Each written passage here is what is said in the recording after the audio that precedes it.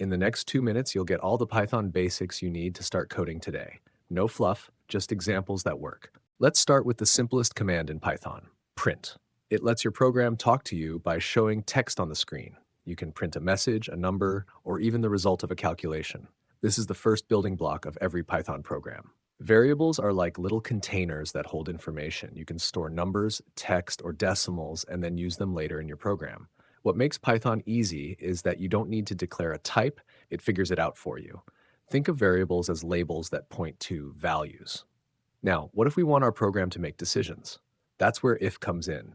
You set up a condition and Python checks if it's true or false. For example, if someone is 18 or older, we can print adult.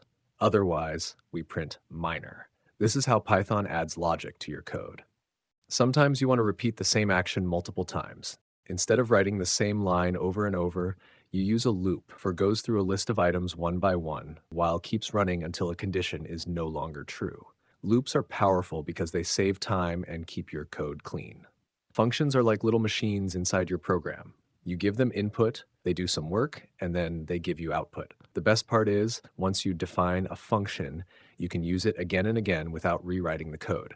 This makes your programs more organized and reusable. Sometimes when we build programs, we need random numbers. For example, in games or simulations, randomness makes things more interesting. In Python, we can use the random module to generate those numbers. Let's use it to create a fun little game.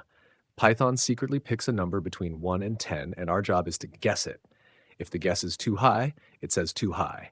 If it's too low, it says too low. And we keep trying until we finally get the right number.